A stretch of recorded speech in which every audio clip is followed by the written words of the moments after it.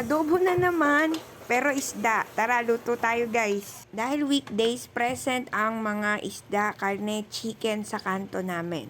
Crossbreed na Gigi, galunggong na pulang buntot. Itong nabili ko, 115 pesos kalahating kilo. Sinanda ko na din tong mga dahilan kung bakit pang Espanyol yung apelyido natin, tapos yung mga first name natin pang Amerikano, ang spices. Mukha lang social tong paminta ko guys, pero mura lang isang balot neto. So asin, mantika, suka at toyo na binuro sa ilalim ng puno ng persimon ni Jangyum. Tapos upang maiwasang masunog ang ilalim na bahagi ng isda, ating unang ilagay ang mga spices bago ang isda.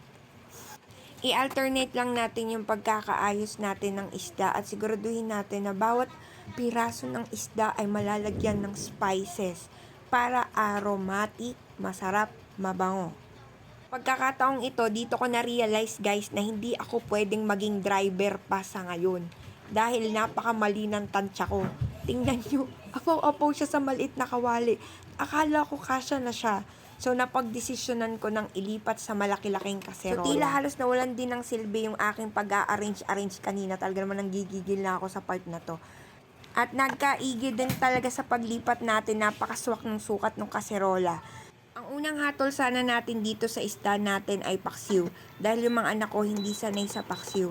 Pero itong niluto ko, paksiw din naman. Inadobo ko nga lang.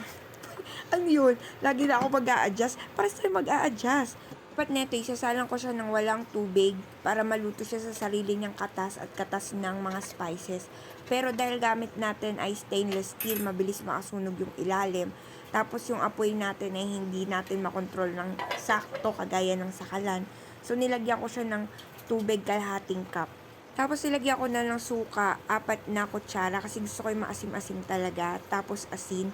So dito, depende talaga sa inyo. Pwede nyo naman siya tikman-tikman maya-maya. So depende sa inyo kung ano pa ilalagay nyo. Pwede nyo lagyan ng magic sarap, ginisa mix o kung ano man. Tapos nilagyan ko siya ng toyo. Konti lang yung asin na nilagay ko kasi dadamihan ko nga din siya ng toyo para malasa.